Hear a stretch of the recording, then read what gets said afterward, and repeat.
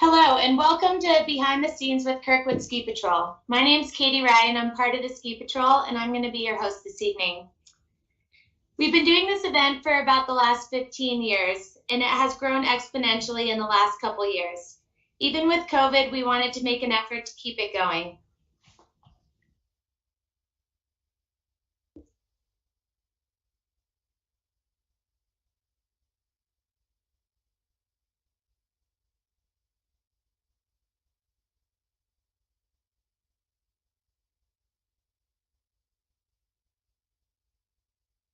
Okay, we'll keep going. I think we're having a little technological glitches, but we will get the video correct soon. So yeah, the purpose of this presentation is to inform the Kirkwood skiing community on what is happening behind the scenes during powder days. We do this each year, not because we have to, but because we want to and because we care. We know it can be frustrating to wait in line on powder days wondering why things are taking so long, and so we hope this presentation sheds some light on the complexity of the process of clearing terrain on storm days, and also that we are working as quickly and as safely as we can to get as much terrain as we can open. We hope that this event helps to gain better rapport between the Ski Patrol, Mountain Ops, and the Kirkwood community, and shed some light that our motto here at Kirkwood is let the skiers ski.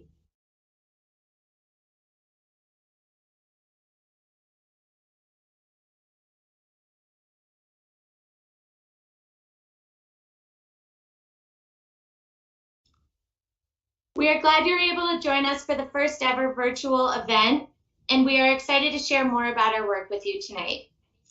We also appreciate your patience at times while we tee up videos and make use of new technology. Tonight we will kick off a video we put together with the help of talented Sam Armanino that will take you behind the scenes with never seen before footage of Kirkwood Ski Patrol team at work. We will share more about our boundary policy, our avalanche closures, our mitigation programs, avalanche dogs, and we will show you some footage of the team skiing and training. We will also share a video from Caltrans to better inform you of how decisions are made regarding the roads that we depend on to access Kirkwood in the winter.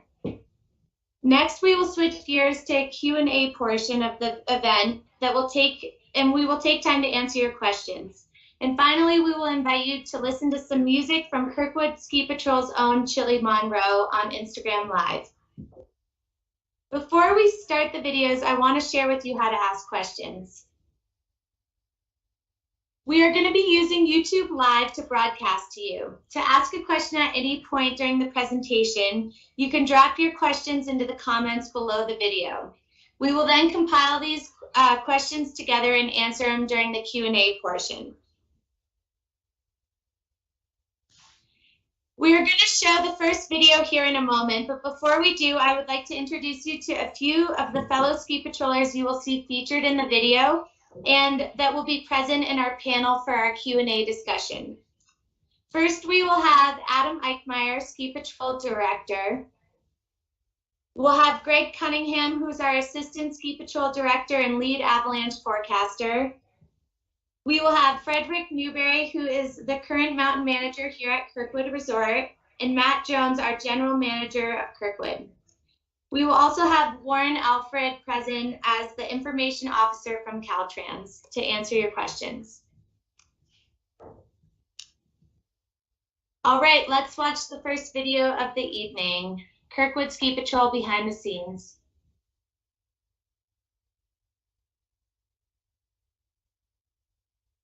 I highlighted in the notes last night, just, with that low density snow and the hard snow below and the rocks and the fact that we haven't been going a lot of places in the last few weeks. And I think that's going to change dramatically today. So if we have really good snow, surface conditions, I think people are going to be going everywhere. And I'd just like to get there, first.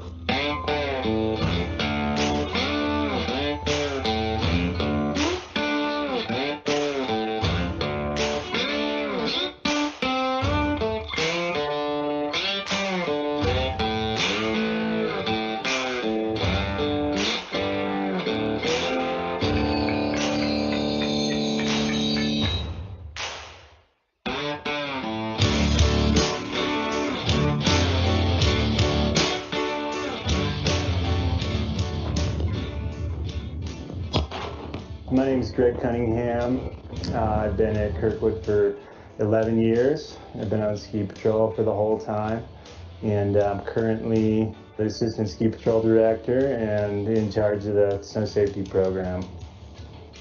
To sum it up, basically our goal is to open as much terrain as we can as often as possible. And not only is that good for us, we're skiers, we want to be out there skiing it all. It's good for the public, but it's also good for the snow. And the more that we can get people out and about and skiing all these layers in as they're forming, the better we feel about the snow, the less that we have to kind of deal with and worry about deep problems in the snow. We are trying to open as much as we can, as often as we can, and we want people to know that, and know that if something is closed, that there's a good reason for it. We want people to know that. We want people to ski with partners. We want people to know that it's okay to go out and ski here on storm days inbounds with a beacon and even a shovel and a probe.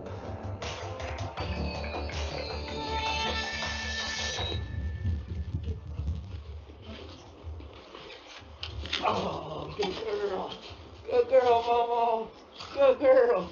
Good dog. Good. Every dog's a little bit different. So we want the dogs to use their nose and hunt.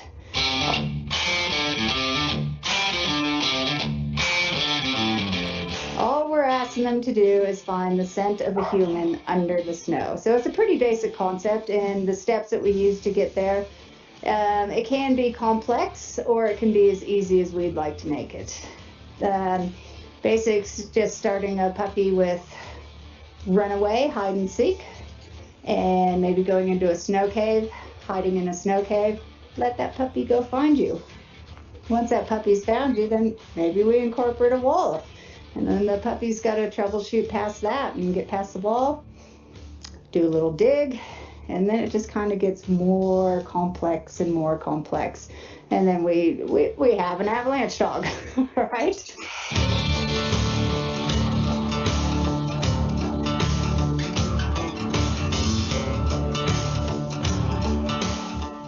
My name's Jed Frank. I'm a 7th year ski patroller here at Kirkwood. And this is my puppy, Esha. She's 7 months old. And she's been doing work up here since November. And yeah, in training. Good girl.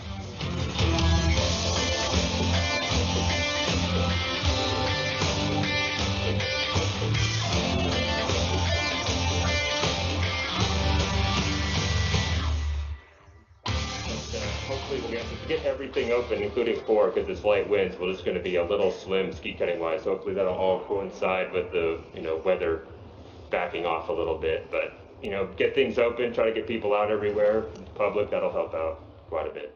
Started skiing here as a kid, came up for vacation with my dad. When I was young, we spent most of our time at Timber Creek. After high school, skied around with a pass, coming up after high school, and then once graduated high school, came out here and just skied around until I started working for the Kirkwood Inn in 1997, and a couple of years after that, I went over to the ski patrol in 1999-2000 season, and it's the way it's been ever since.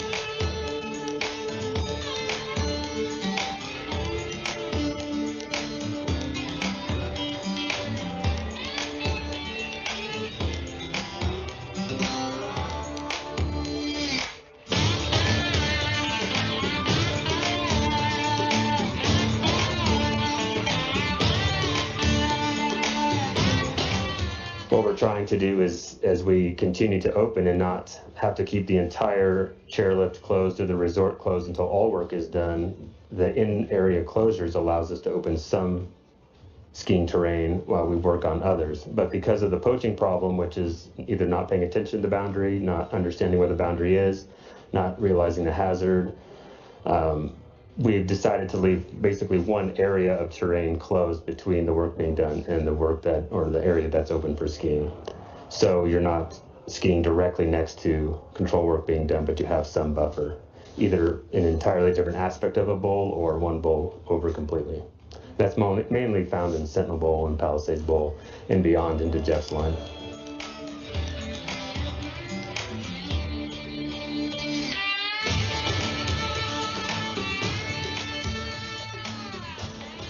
So Kirkwood has an open area boundary policy where access to the forest land beyond our special use permit is always allowed through designated exit points. So Kirkwood has 4 exit points: Red Cliffs along High Whiskey, Fawn Ridge, Glove Rock, and Palisades Bowl. Because it's possible to leave the ski area boundary at an exit point and re-enter the resort at another location during times where we have closed in-area terrain, usually during storms, during active avalanche control, or in uncontrolled areas, we'll close access to the designated exit points.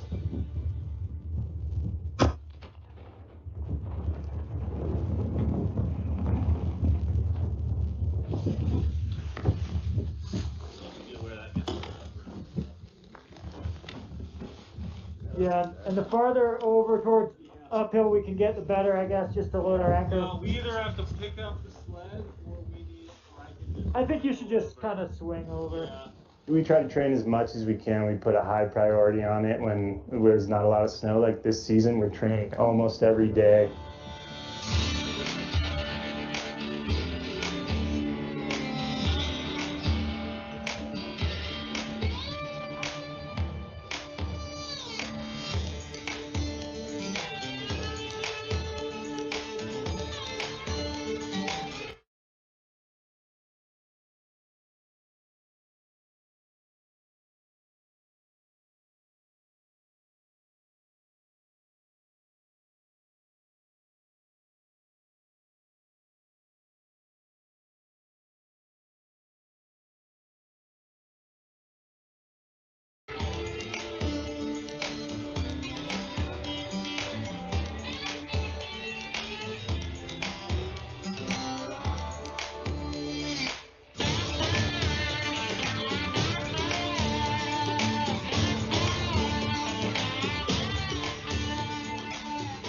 Where there's not a lot of snow, like this season, we're training almost every day, and so that could be avalanche rescue training, but which we try to stay as sharp and as current on as possible. We also believe that it's more important to try to avoid putting ourselves in the situation where we need to use those rescue skills, and so a lot of the training is skiing.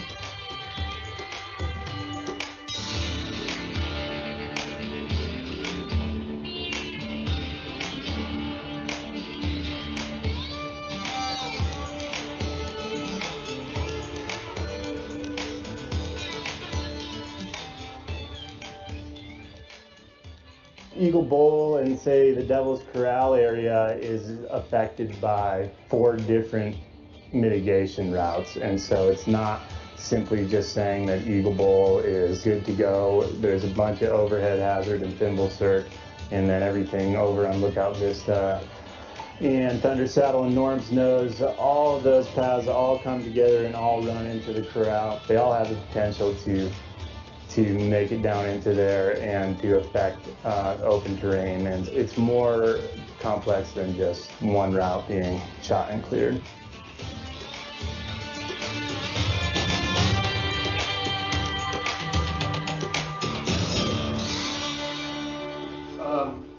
Talk about the positions? Yeah.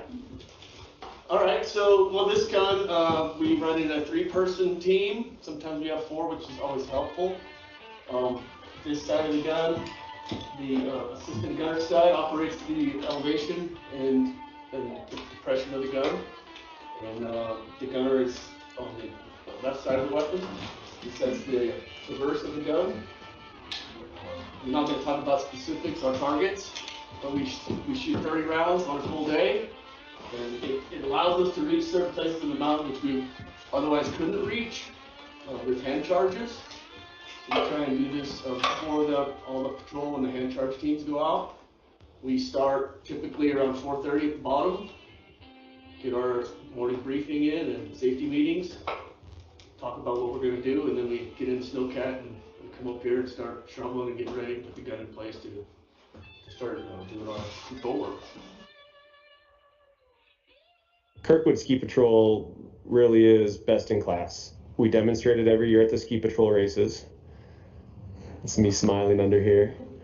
And in all seriousness, like this team is strong at everything that they do. The expectation of the Kirkwood Ski Patroller is that they can do everything and do it well, from their radio transmissions to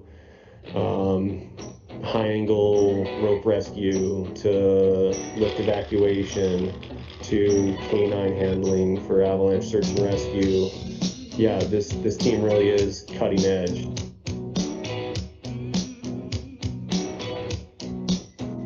If you try to tell me, make sure you're getting through.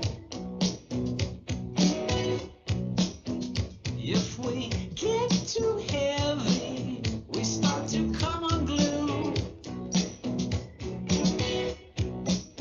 It never seems that hard, but it never is that easy. Won't you open up your window? Here comes easy breezy. Easy breezy. 'Cause it's a long road out of love. It's a long road to the free. It's a long road out of love.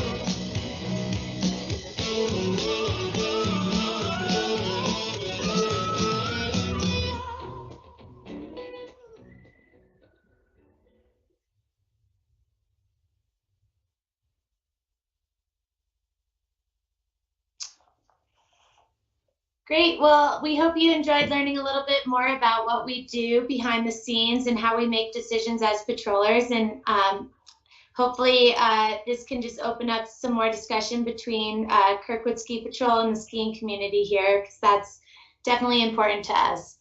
Next, we're going to give you the opportunity to learn directly from Caltrans, who does an incredible job providing us access to Kirkwood during the winter season, and they are up against a lot of challenges. So we hope you enjoy this next video from Caltrans.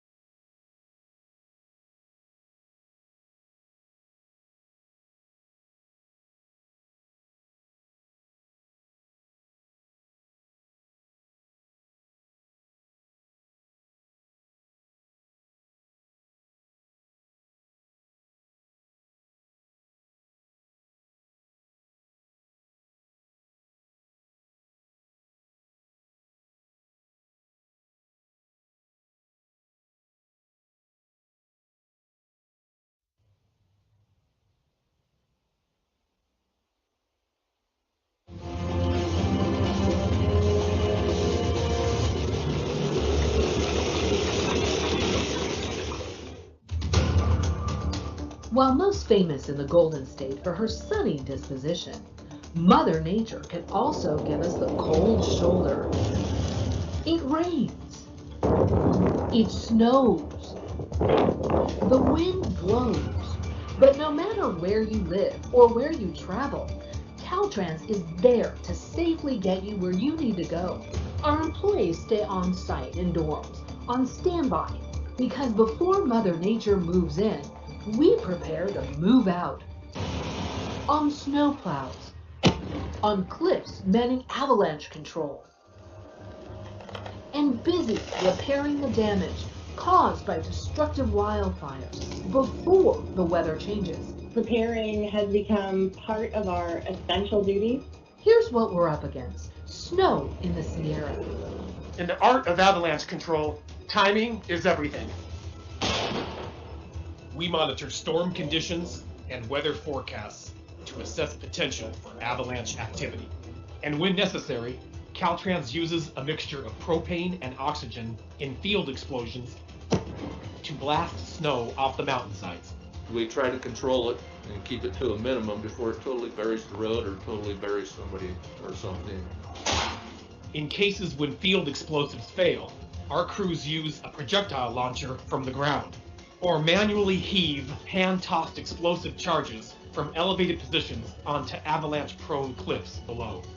Throughout the winter, we work closely with the California Highway Patrol to issue chain controls so that we not only know that we're prepared, but that you're prepared. Caltrans also deploys nearly 1,100 snowplows for more than 5 months each year to keep 9,100 lane miles of roadway clear across the state. That's roughly the distance from Redding to Antarctica. Hi, this is Warren Alford with Caltrans District 10. And I'm sorry that we can't all be together this year, but next year we'll be together for sure.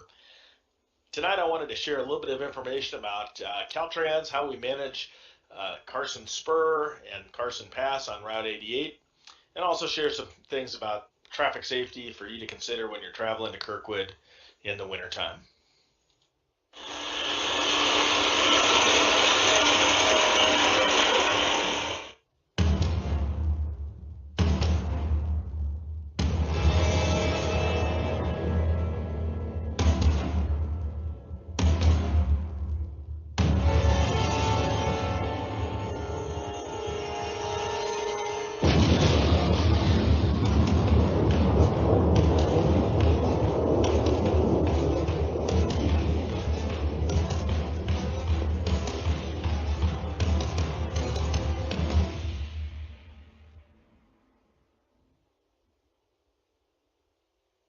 Kirkwood sits in a bowl between two high points, the Carson Pass pictured here, and we're going to take you behind the scenes for a look at the Carson Spur.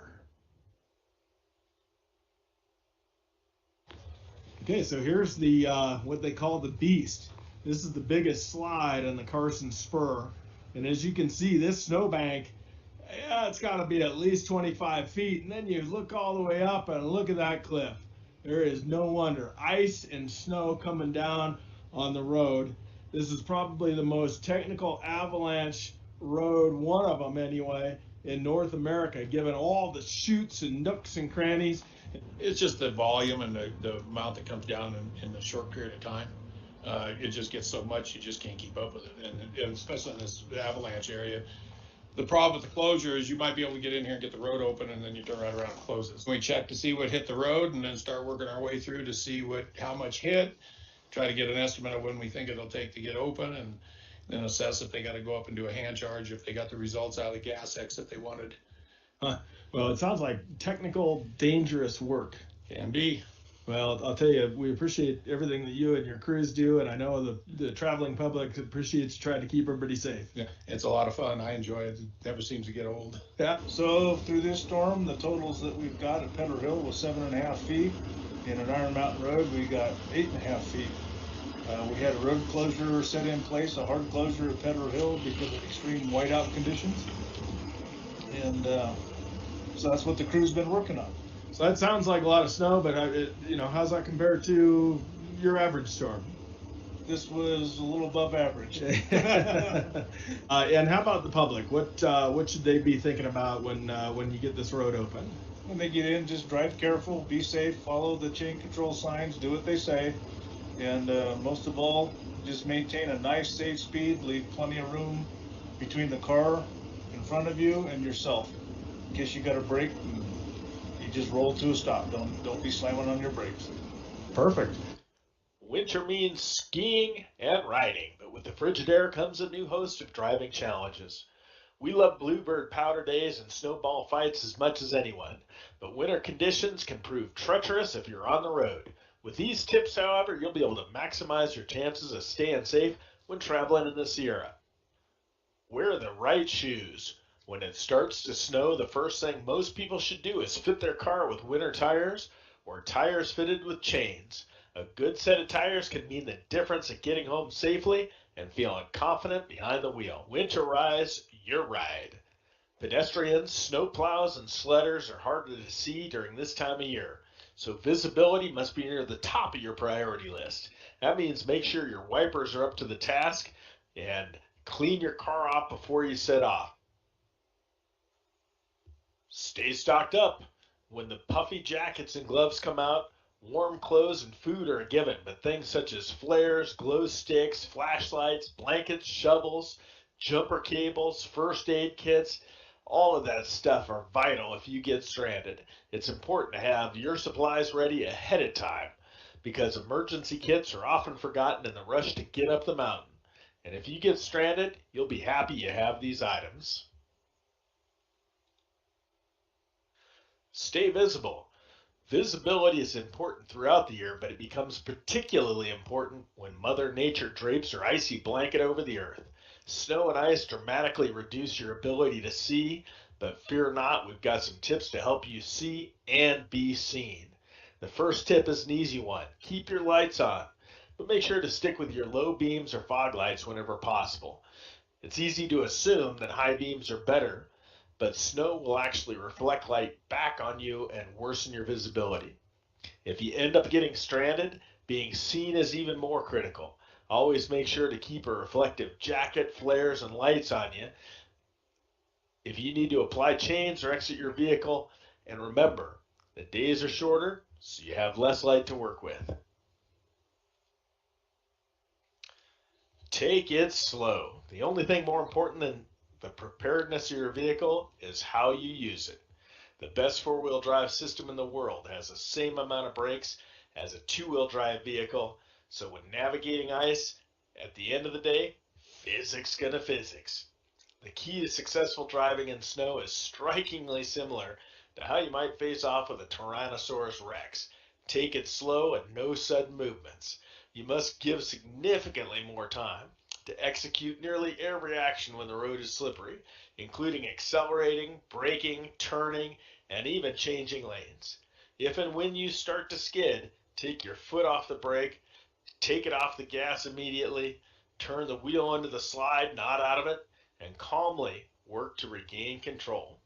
Speed is the #1 factor in collisions with Caltrans snowplows. Surprisingly, it is when someone comes around the corner and sees our plow truck coming at them that they panic, and if they're going too fast, they end up sliding into our equipment, and the plow truck almost always comes out better. But no one wins, because when we have to stop plowing in the middle of a storm to deal with a collision, we've got to make sure everyone's okay, write up a report. Meanwhile, the snow is still piling up for everyone else. And last but certainly not least, always scout your route before you leave. You needn't worry about this much if you're just milling around town, but if you're heading up into the hills, always review the conditions beforehand. There are no detours, so if you get stuck up here, you're in for a long night.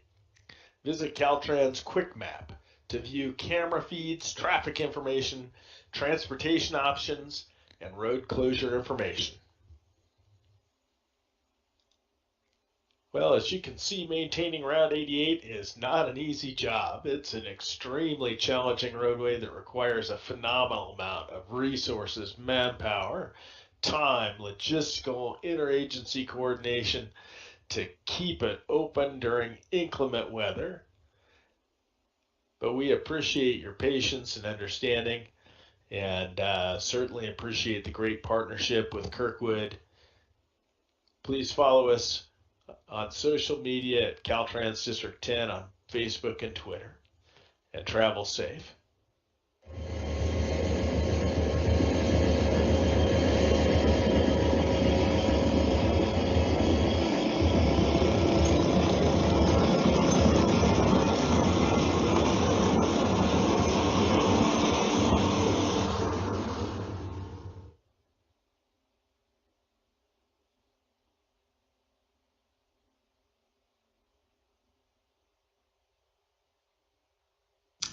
All right. We apologize for the brief audio issues and appreciate your patience. Technology is not our strong suit on Ski Patrol. But with that said, that was a great video from Caltrans. And as Warren referenced in his video, 88 is a really difficult roadway to maintain. It requires a lot of interagency collaboration. And Caltrans and Kirkwood have had a really strong, long-standing relationship over the years. And so we appreciate Caltrans taking the time to be a part of this presentation, and we hope that you enjoyed learning a little bit more about the complexity of the roadways that we use to access the mountain and the part that we can all play to keep the roadways safe. So now we're going to switch gears to the Q&A portion of the event. So be sure to put your questions in the comments section below. If you guys like someone's question and want to see it answered, you can like it. And we'll get to as many questions as we can. If we can't get to everything, we would like this to be an ongoing discussion. So please find us on the hill with your mask and social distancing, of course, but feel free to ask us questions, and we want to keep this communication open with you guys. So I'm going to go ahead and reintroduce our panel speakers, and then we can go ahead and start with some questions. So we have Adam Eichmeyer, who's our Ski Patrol Director. We have Greg Cunningham, who's the Assistant Ski Patrol Director and Lead Avalanche Forecaster. Frederick Newberry, who is the Mountain Manager here at Kirkwood, and Matt Jones, the General Manager of Kirkwood. And then lastly, we have Warren Alfred, who's the Information Officer for Caltrans. And thanks to all of these speakers for taking time out of their personal lives to be here, and we appreciate it and welcome your questions. So it looks like we may have a little bit of a delay with the questions, so we ask you to just kind of bear with us as we get things caught up on the technological side.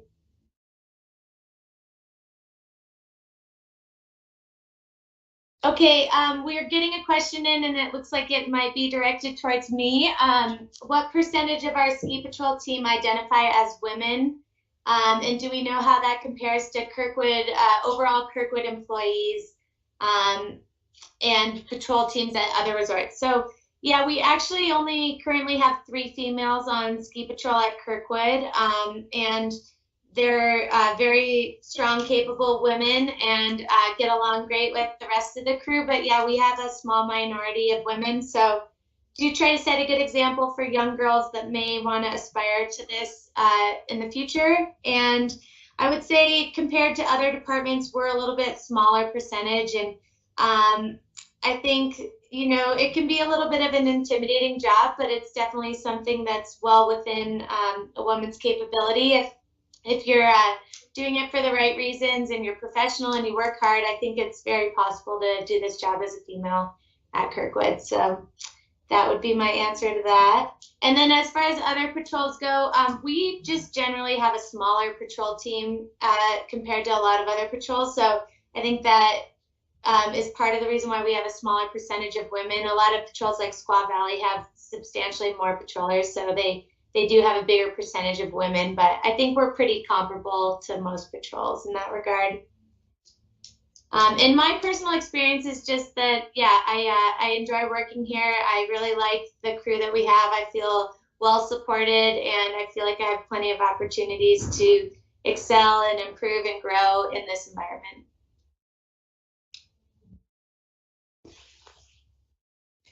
So our next question is, why don't we start earlier? And I'm going to direct this one to Adam Eichmeyer. Why don't we start earlier on snow safety days?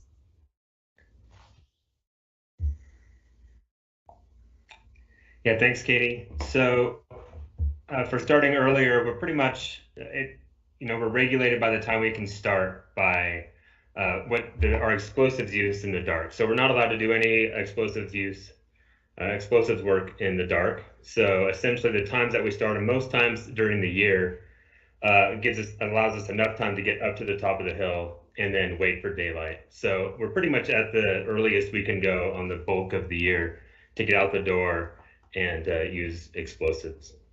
So that's where we're regulated there, where the time limit is. Okay, Adam, and can you talk about how we use the howitzer when we're limited by daylight? Yeah, sure. So that's an advantage of the howitzer program, is that the way that is targeted and the way that weapon is used, you can conduct that firing of the howitzer in the dark. So all of that can take place earlier, and what the advantage is there is allowing us to get a bit ahead of it for some of our routes in the Cirque and Thimble Peak. It helps protect Chair 4 on the peak when we can't access the peak.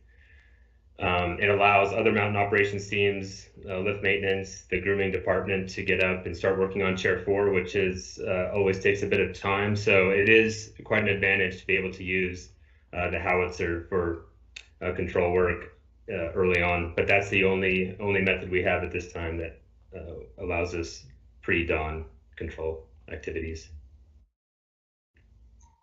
Great. Well, that sounds like a great resource that we're very fortunate to have, and we're one of the few ski patrols in North America that has that. So we're very grateful for the opportunity to use the howitzer to expedite operations.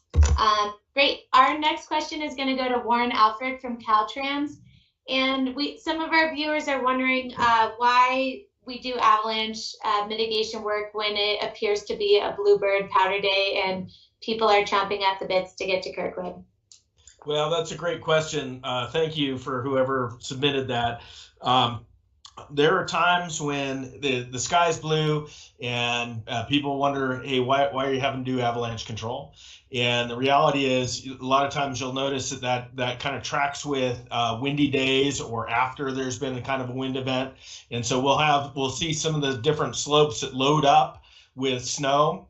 And our crews are constantly monitoring those areas. And if they feel like there's a need to, safety is our number one priority. So we will close the road and do avalanche control if there's been a wind event or if there's been some kind of loading that maybe is unusual. And that's all about just public safety. And we always are cognizant of the fact that people are anxious to get up the hill. And so we try to limit those closures as much as we can. But again, it's just because we want safety to be the number one driving factor. Okay, that makes a lot of sense, Warren. It sounds like quite a complex process out there for you guys, and we appreciate all that you do. Our next question I'm going to direct towards the lead avalanche forecaster, Greg Cunningham. Why do we open the front side in Timber Creek first on snow safety days? Like, what is the kind of method behind the sequence that we open terrain? Yeah, thanks, Katie. Basically what we try to do is we try to open the things close into Chair 6 and Chair 10 first, and then move out from there. And so when, in these big storm cycles, sometimes we may not get to the backside for days. If it keeps snowing, we may just have our hands full trying to keep up on the front side.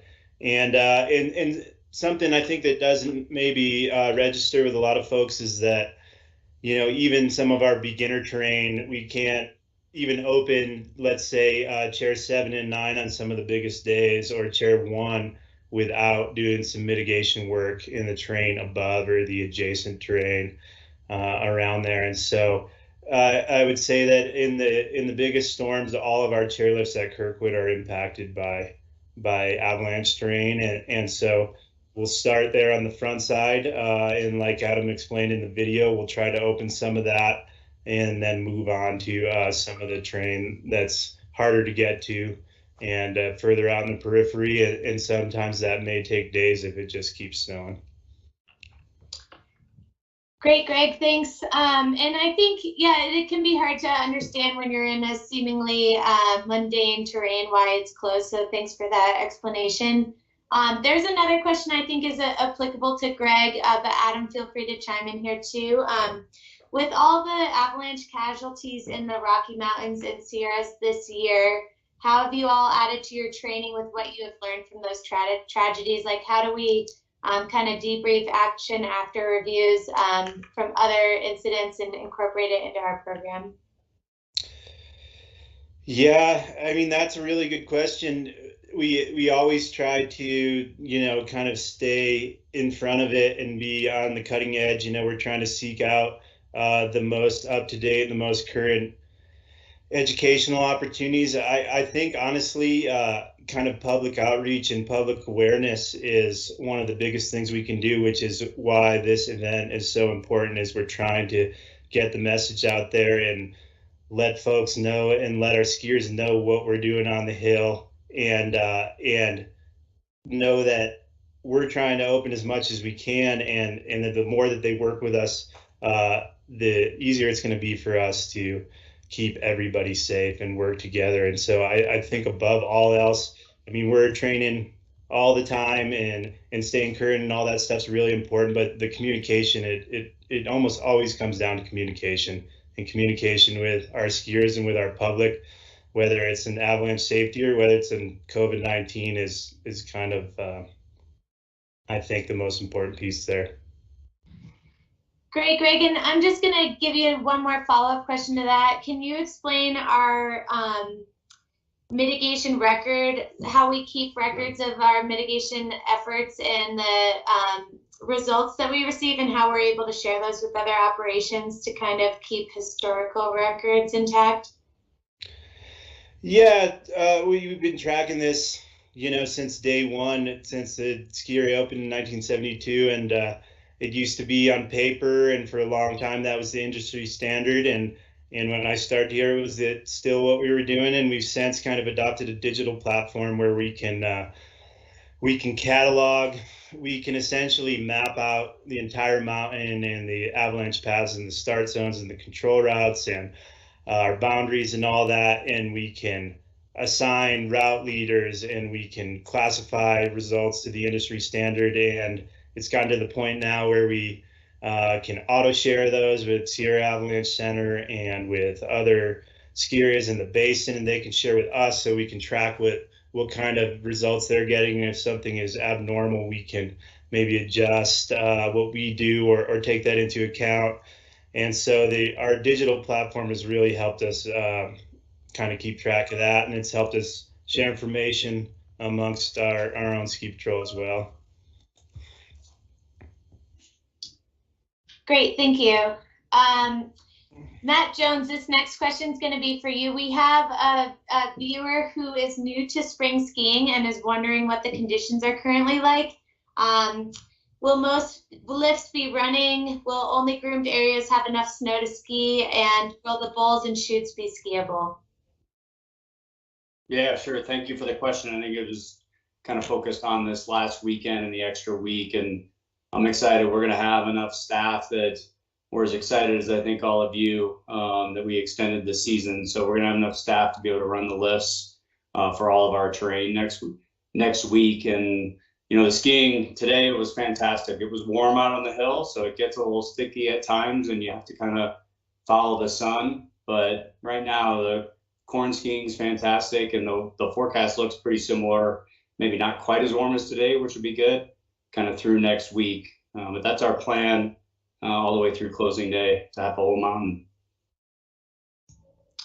Thanks, Matt. Yeah, I would agree. Skiing's been great. We've got awesome coverage. You can go anywhere you want, and it's a ton of fun with the nice spring conditions that we have. So you should definitely come up.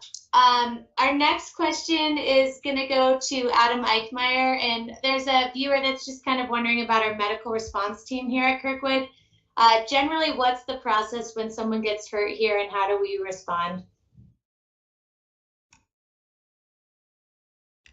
Sure. All of the ski patrollers respond to medical injuries or any, whether it's traumatic injuries or medical injuries. And it is, we have, like you saw in the video, quite a bit going on, but pretty much everything will be dropped for an injury response. So usually that just takes a reporting of an injury in some way or another, whether it's from one of the members of the party or the public to one of the lift operators, that kind of thing that gets communicated to us. And then we respond pretty much a top-down operation. We always have somebody on a medical response bump and pretty much can respond from anywhere on the hill. So it's definitely the top priority, and it takes precedence and in almost all situations.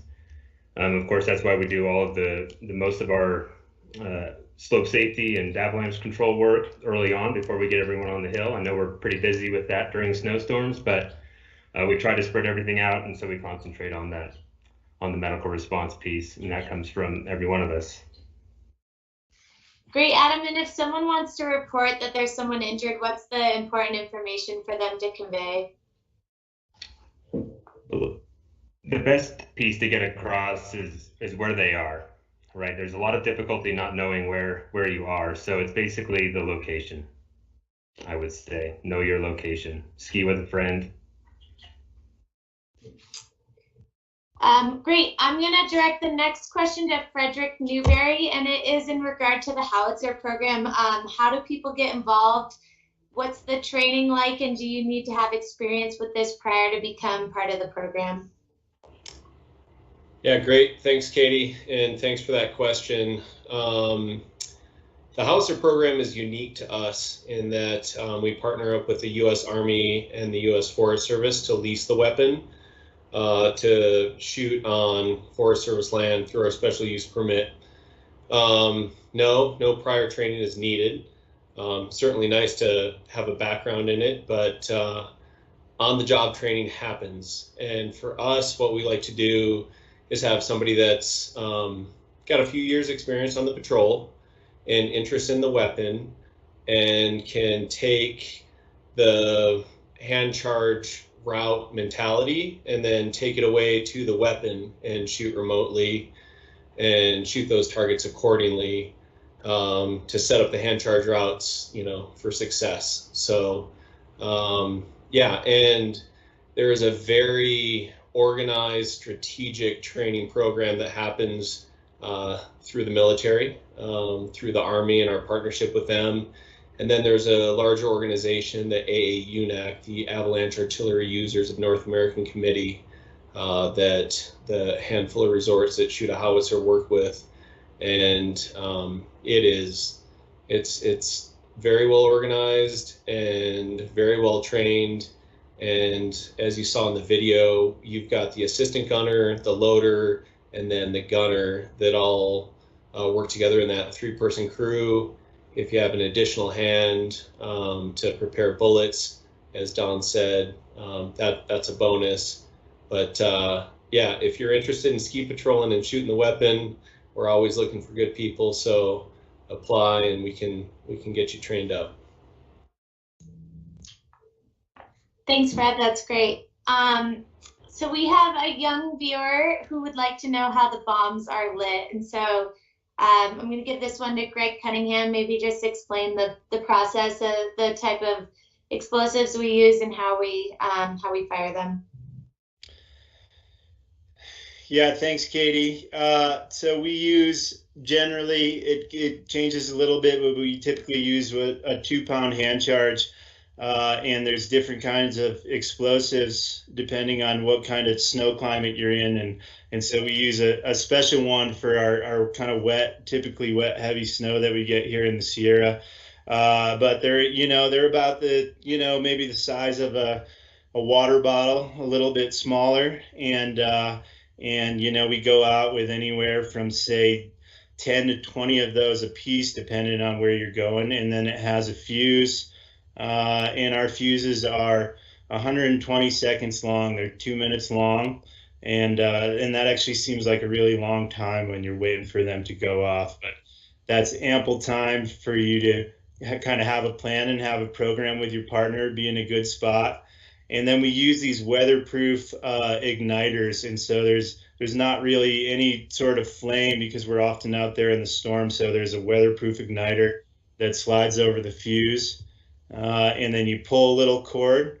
There's a quick little burst of an ignition, and it starts the fuse, and then you have 2 minutes to deploy that shot. I mean, we're generally trying to deploy that shot within, let's say, 10 seconds, and then you have the remainder of that time to get to your spot, coordinate with your partner, and wait for that to detonate.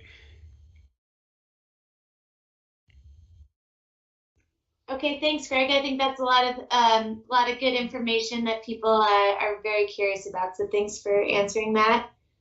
There's also kind of a general question about like just a ballpark range of how many explosives we might discharge in a typical season, and kind of how we budget that and plan for that. So Adam, I know that could kind of be like looking at the weather a few weeks out for you. Do you want to just talk about that process and kind of like a general idea of what we use per season?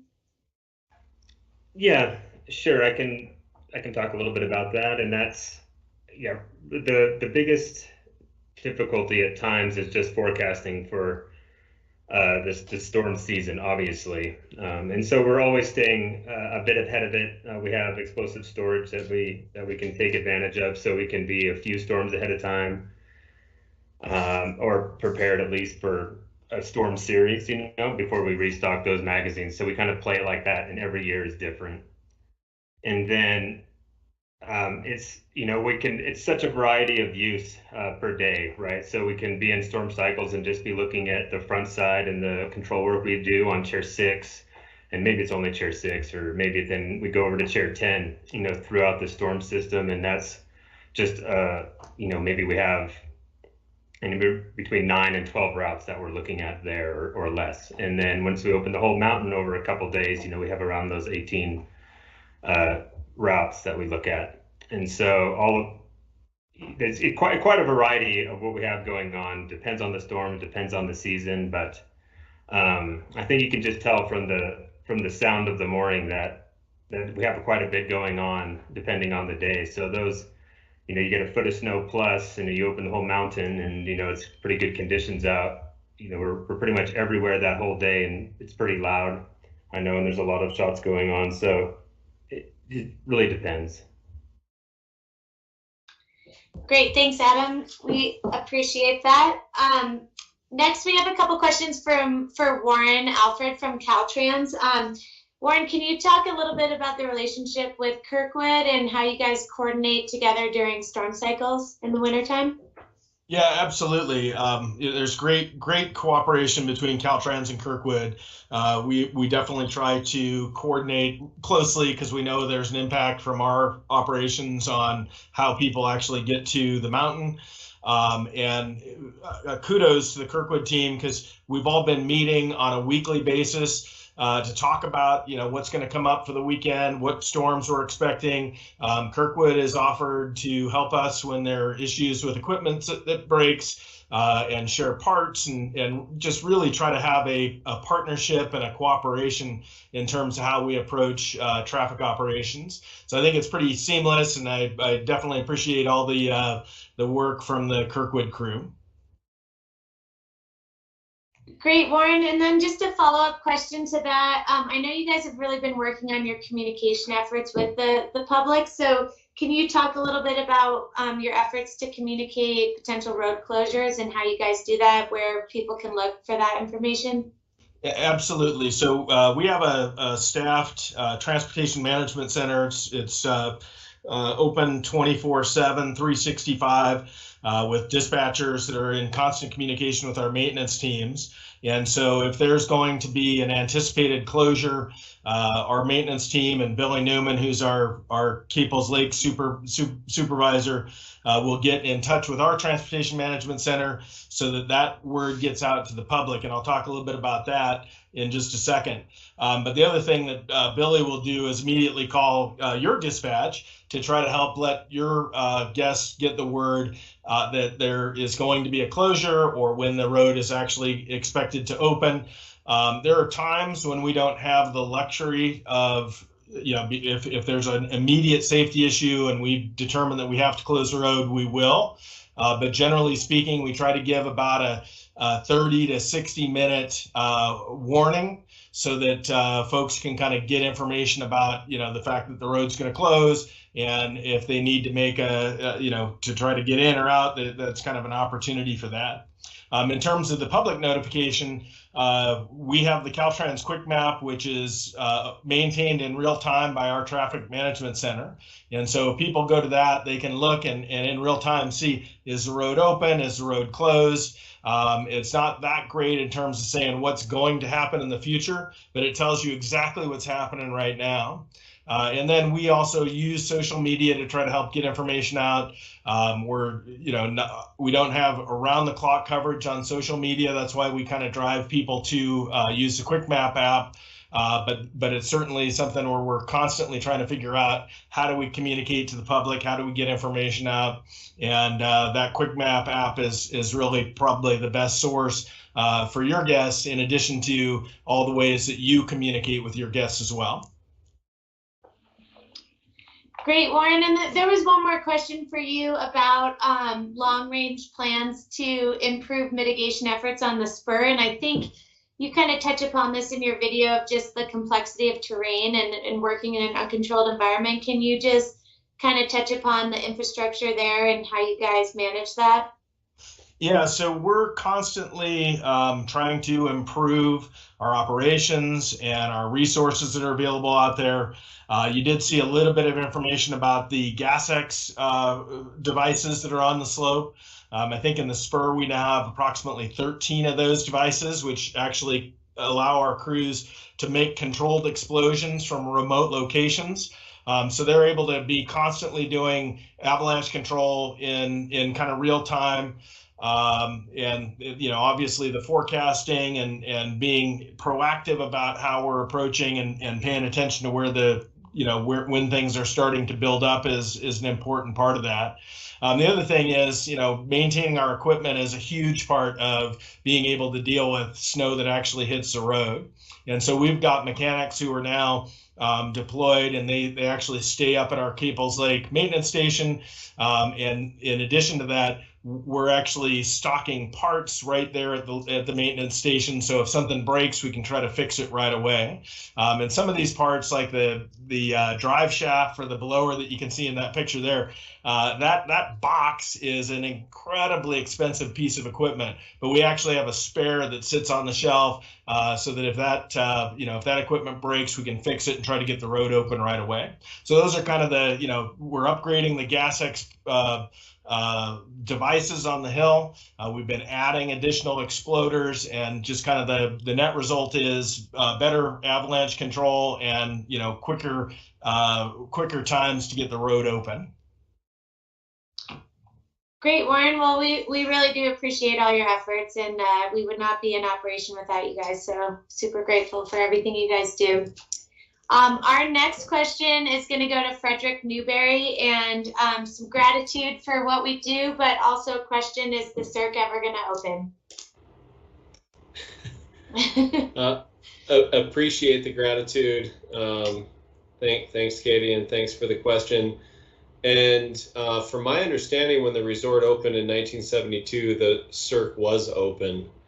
The original chairs 1, 2, 3, and 4 accessed that terrain in Thimble Cirque. And gosh, my predecessor, Dick Reuter, closed it one day. Word on the street is his daughter was caught in an avalanche, and he's like, that's it. We're going to close that terrain for now. And furthermore, it's been closed to the public during normal operational hours. We do, however, open it up, as many know, for the International Free Skiing Association free ride competitions. We've offered it up for the Tahoe Junior free ride ski competitions as well, and some other events. It's complex terrain, and Greg talked about it in the video with multiple routes supporting getting Eagle Bowl and Thunder Saddle open. So and the challenges, as Don Meckles mentioned, of being able to mitigate hazard in that area and using the howitzer weapon. So tough terrain to deal with. We love to open it up for the comps when patrol says it's good to go. And yeah, if you want to join those free skiing competitions and earn the spot to ski in there, then we'll fully support you and cheer you on. Great, Fred. Thank you for that. It is some complex terrain and a lot that goes on behind mitigating it. So thanks for that explanation and a little bit of the history there. I'm going to direct this next question to Greg Cunningham. And Greg, in addition to avalanche hazards that we mitigate, what other hazards should people be aware of when they're skiing around on a storm day here at Kirkwood? Yeah, thanks, Katie. That's a good question. You know, avalanches kind of get all the glitz and the glamour, but I would say that, you know, one of the best things you can do is kind of take note of what the terrain was like last time you were skiing here before it snowed. And so often, you know, people get that powder fever and they come out and it's hard for them to realize that there's some rocks that are just barely covered up. And so knowing what it looked like before the storm is great. I would also say that just deep snow in itself can be a hazard, and we really encourage people to ski with partners, ski with friends, you know, stay close, stay in communication with each other, and you know, on those storm days, maybe stay a little closer to some of the main runs than you would on some of those nice bluebird days. Great, Greg. Can you talk a little bit about why tree wells in rocky areas are extra problematic during deep snow days? Like, why do those areas present an extra hazard? Yeah, I mean, any sort of kind of terrain feature, whether it be a tree or a cliff or you know, some sort of concavity or convexity is going to change the way that the snow blows around the mountain, and so it may be deeper in areas that have some sort of terrain feature, whether it be a rock or a tree or something like that. And so I think that they can be potentially a more challenging kind of management issue for our guests. Yeah, I think they can just be hollowed out, deeper snow than you can anticipate. So good areas to stay away from on storm days. Great. Adam, this question's for you.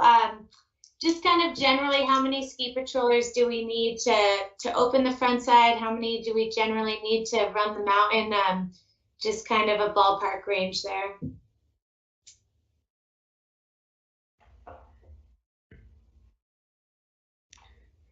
Sure. So we're usually running in about the mid 20s.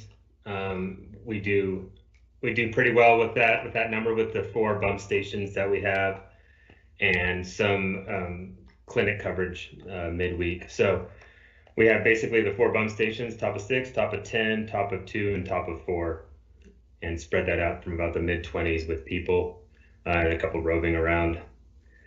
And of course, what we do appreciate is the extra time that all the patrollers put in on those snow safety days. It does take more than we usually have, and people are pretty keen to come in and spend their extra days to help support getting the skiers on the hill. So it does almost takes everybody, and we get people to come in on their days off, and we have those extra people we need to get those routes completed on time. So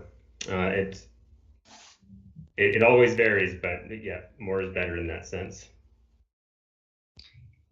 Great. And yeah, we kind of run under the philosophy of let the skiers ski. So extra people coming in and helping on snow safety days definitely helps expedite that. So we also appreciate the support we get from Kirkwood Mountain Resort for that. So this next question is for Caltrans for Warren. Is there anything people should know as they're driving up to Kirkwood, ways to be prepared in inclement weather? Well, you know, I covered a little bit of that in the video, but it is really important for folks to realize that the vast majority of incidents that occur on the roadway usually involve excessive speed. And it's easy to kind of get lulled into letting your speed creep up, especially when you start getting to the top of a hill. Really anticipating what's going to happen as you start down that hill, especially if there's, a shady corner at the bottom. You want to have your speed at the speed you want to be at the top of the hill so that you're not trying to brake when you get to the bottom of the hill. And in particular, as you're pulling into Kirkwood from the Carson Spur, it's kind of a long, gradual downhill, and then you have to turn off of the highway. It's one of those classic shady corners. We're constantly trying to get traction control material out there, sand and what have you, but inevitably we see a lot of cars sliding at that location. And it usually is because people haven't anticipated the need to slow down before they get to the point where they're trying to make that turn. So that'd be kind of the number one thing I would say is, check your speed, always go a little bit slower than you think you need to, and always carry your chains. Sometimes the road is closed not because we're doing avalanche control, but because there was a collision. Somebody ran into our snowplow, or you saw in the video big rigs that are off to the side. We do have chain control campers out there, especially on the weekends, to check for make sure people are carrying chains, to turn the big rigs around and make sure that they're not going up and going to get into trouble. But we really need everybody to cooperate and pay attention, because those times when the road's closed, when it's just human error, that can be avoided, and it affects everybody who's trying to get up and play. So we just appreciate people paying attention to the rules, watching out for our snowplows, watching out for the chain control campers when they're in place, and that way everybody can get to their destination on time and have fun up in the hills. Great, Warren. Yeah, those are some good reminders, and we all play a part in keeping the roadways safe. So thanks for those good reminders.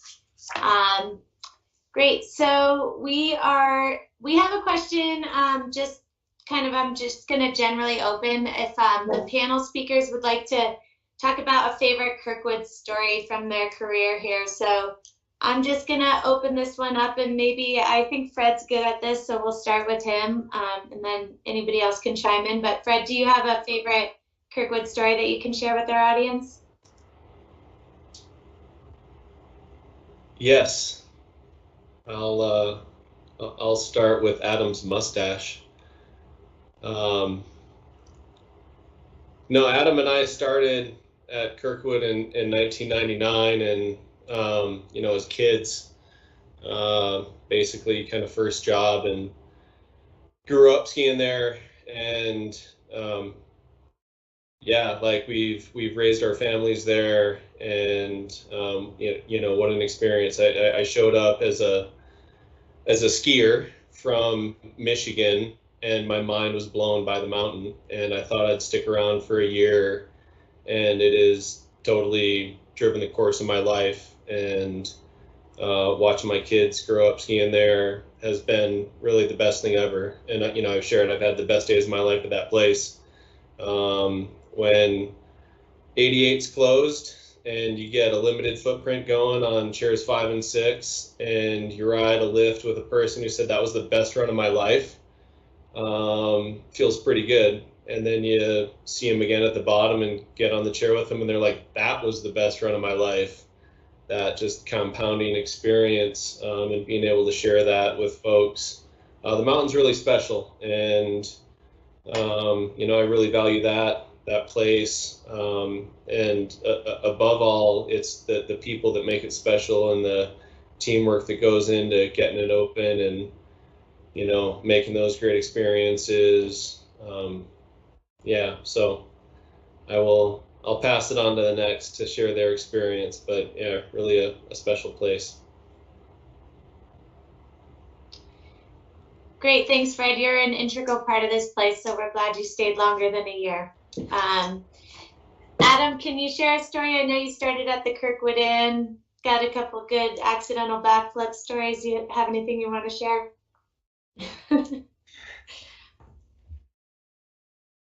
Yes, thanks for that reminder.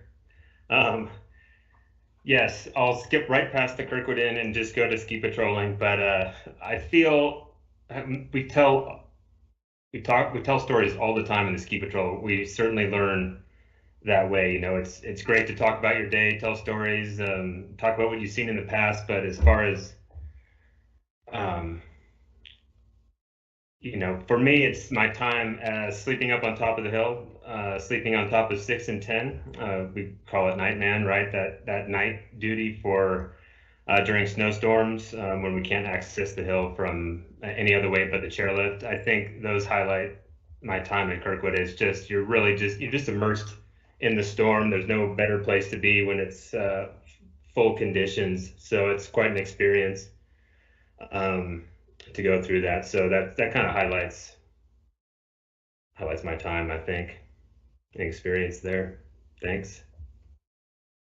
Great, Adam. Actually, just bringing up the Nightman topic, that didn't come up in our video. Do you mind just explaining why we have Nightman and how that's unique to Kirkwood? Sure. We don't have access roads that are outside of slide paths. So most people are familiar with the Sentinel Road, that cat track that comes out near Sentinel Bowl, but that crosses under one of the most active avalanche paths that we have at Kirkwood. So that becomes inaccessible after just a certain amount of snow and wind. And so that's the only other access besides chairlifts. So what we need to do is ensure that the chairlifts can spin in the morning. And so in partnership with lift maintenance, obviously, we have lift maintenance and ski patrol who will spend the night during snowstorms at the top of both lifts 6 and 10. And that's basically to either use the snowcat to plow out around the chair, and, you know, or mainly really what it comes down to is just shovel power. So you're just shoveling out and making sure that chair can spin in the morning. Chair 10 collects quite a bit of wind drifting up top, as both chairs do, but chair 10 is more prone to being socked in on the bull wheel there. So a lot of time spent at the top just making sure the lifts can spin and the rest of the ski patrol can get up the chairlifts in the morning so we can start those control routes. Nice. Yes, a very surreal experience. Not much sleeping, but a pretty cool place to spend the night. Mm-hmm. So thanks for that, Adam. Greg Cunningham, can you talk about a memorable experience here at Kirkwood for you? Yeah, sure, Katie. You know, kind of like Fred, I'd have to say a memorable experience for me would be my first day at Kirkwood. I got a job here. I got hired over the phone from Fred, actually. Never been here before. He told me if I wanted to come out and live the dream, then come out here and come work at Kirkwood. And so moved across the country kind of blindly from Hobbler's Knob, as Adam would say. And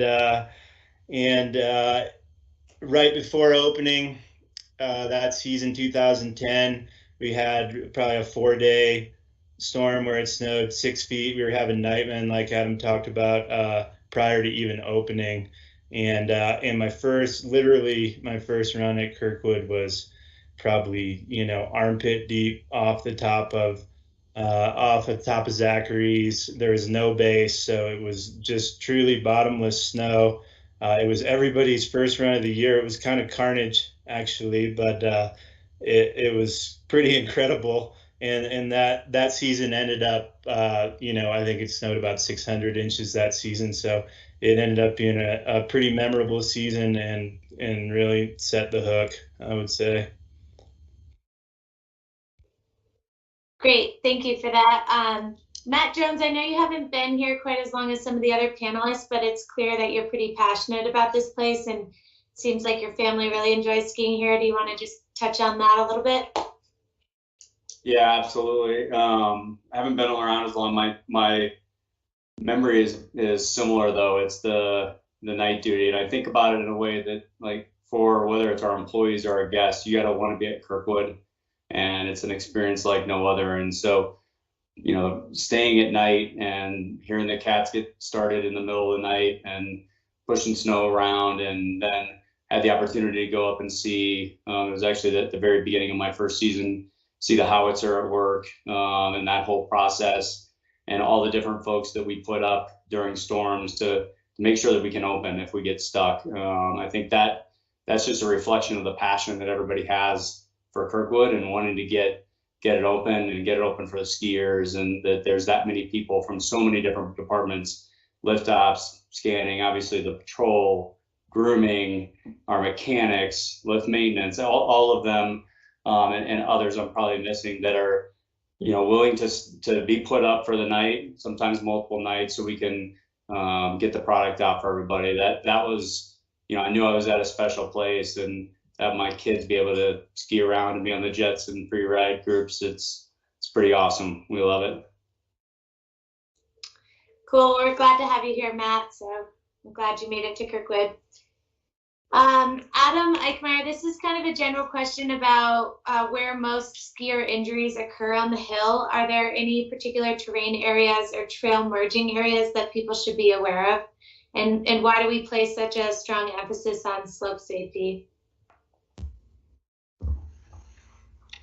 I don't think there's a specific spot necessarily. It's so conditions dependent on what happens. It could be from the most mild terrain to from a slip and fall to, something that steeper, hazardous, rocky, something like that. It just completely depends on the people that they're, the experience that people have on where they go. And so, yeah, no, I couldn't say that actually.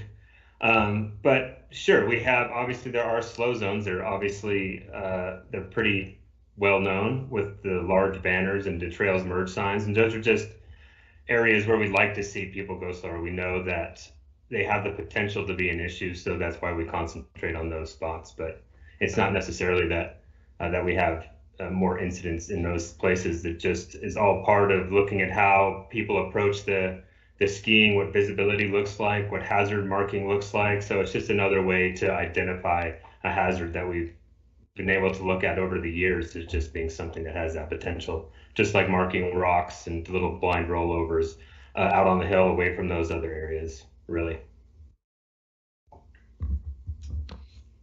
Yes, well said, Adam. It is hard to predict, but we definitely want people to know there's a place to open it up and ski a little faster, and that's kind of where nobody's around you and you're in somewhere. If you're comfortable with your ability level and aware of the terrain, that's the time to do that, but not entering into the base area where you're merging with a bunch of trails and possibly beginner skiers. So being considerate of other people and giving yourself space, I think, is important, and that's typically why you guys see us doing a slope safety at the base areas and beginner areas, so that we can kind of manage that speed a little bit.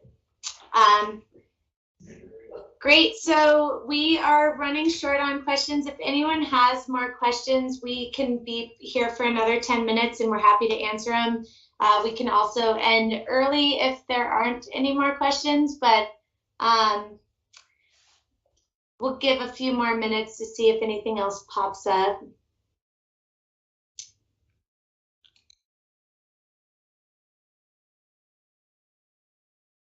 Actually, Fred, there is a question, there's a couple questions about explosives, why we use explosives versus Gas-X, and why we use explosives versus just sound waves to trigger avalanches. Do you want to just talk about some of the different options that are out there and why we do what we do here?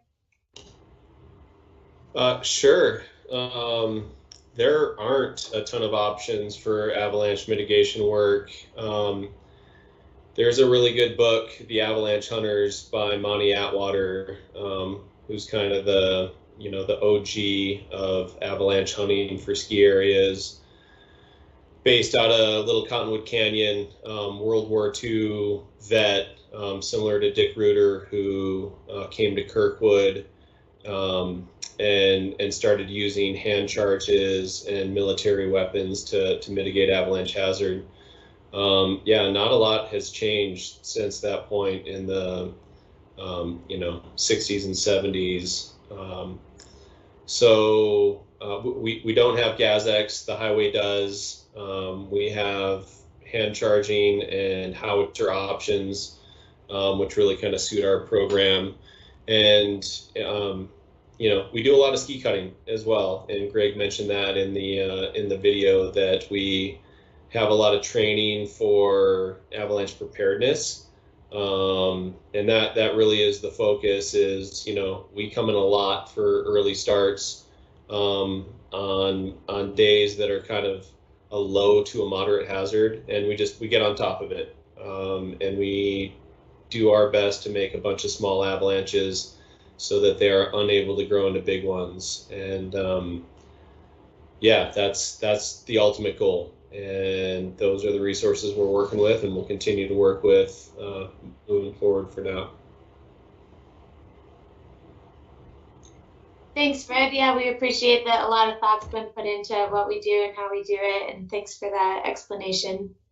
Another question just came in. Not exactly sure if this is talking about the snow fence on the ridge or something else, so feel free to clarify, whoever the speaker is. But the question is, any chance that the fence below Wagon Wheel will be taken down? Does it help? It seems to focus on entry at a single spot, creating ice and difficulty. And I'm thinking this is in reference to Chair 10 Road, but Fred, can you shed a little light on that possibly? Sure. Yeah, I'm guessing the Chair 10 Road as well. Yeah, so Chair 10 went in 1984, and you know, the fence followed suit for ease of entry into that steep terrain in Wagon Wheel Bowl. And yeah, you know, we continue to maintain it with snowcats, with you know, summer maintenance, and yeah, I would say long-term goal, if we can figure out a way to get off the lift and turn left and right and ski fall line, that would be the goal. And until then, we'll keep maintaining the fence to groom an access point for people to get into Chair 10 and Wagon Wheel Bowl. Okay, great. And if the question was in reference to the Lost Cabin rope line instead of Chair 10, Adam, can you speak to why we have that rope line there and what it indicates? Yes. So we've gone to a roped and gated system on those internal in the resort avalanche closures. So those are at Eagle Bowl, Lost Cabin Sign Line, Far Sentinel Sign Line at Palisades, and beyond that.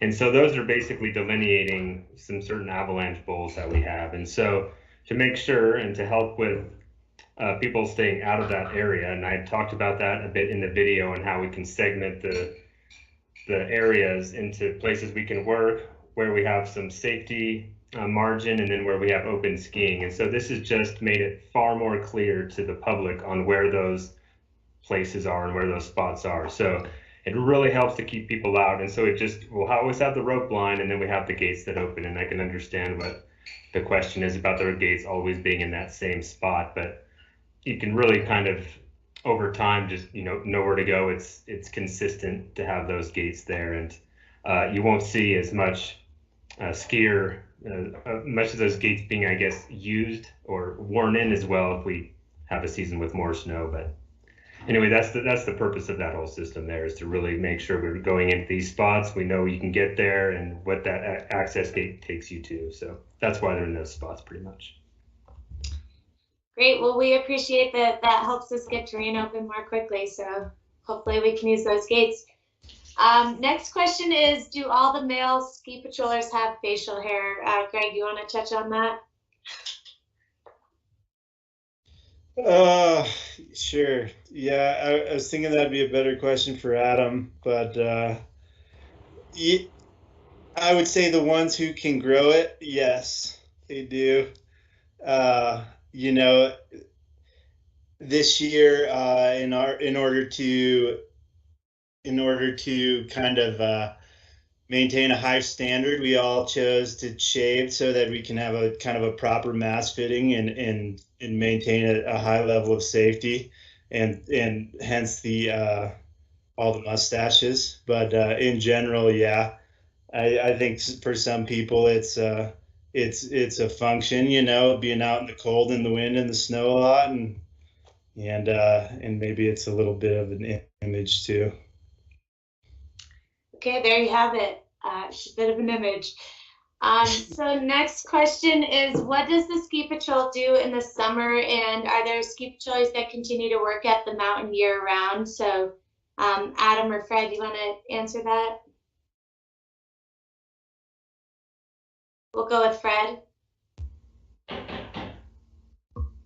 Yeah, I'll turn myself off mute. Yeah, I mean, I started in the summer of 1999. We had a small bike park program and then found a way to work with lift maintenance and transition into ski patrol and kind of kept that seasonal work going.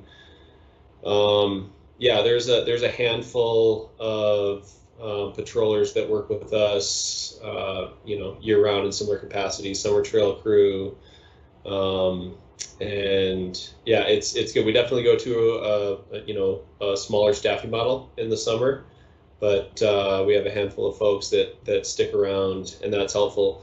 We also have a number that work as wildland firefighters and carpenters and whitewater guides, kind of chasing that seasonal dream.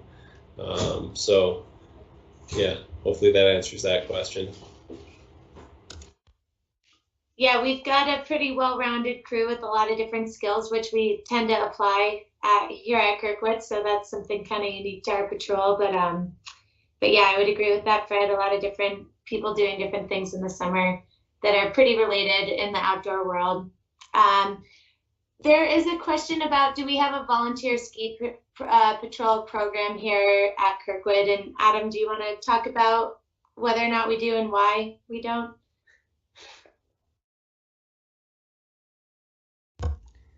I'll just keep it simple and say, no, we don't have a volunteer program here. We're all paid patrollers.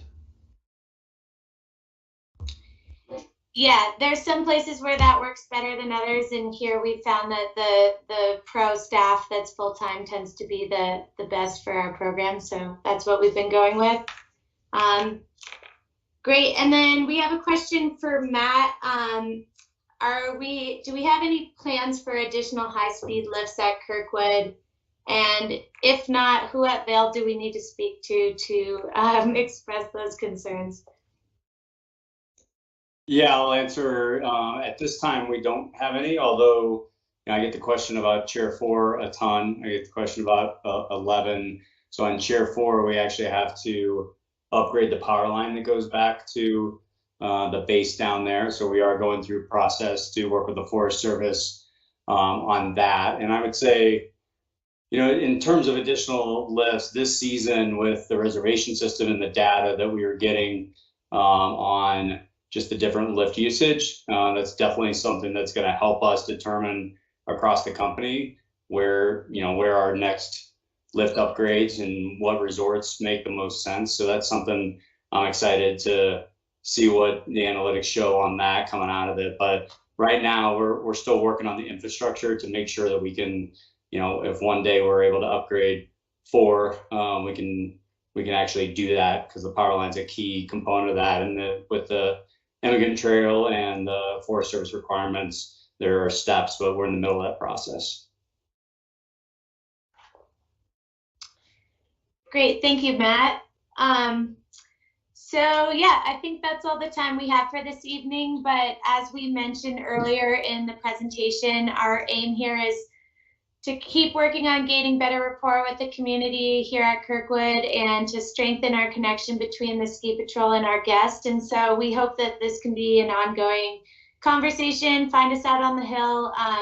Let us know what your questions are, what your concerns are, and we'll do our best to answer them. And we want to thank everyone for taking the time out of their evening tonight to be a part of this presentation. All right, have a good night, you guys. We'll see you out on the hill. Make sure to come out for closing week. The skiing's awesome and fun.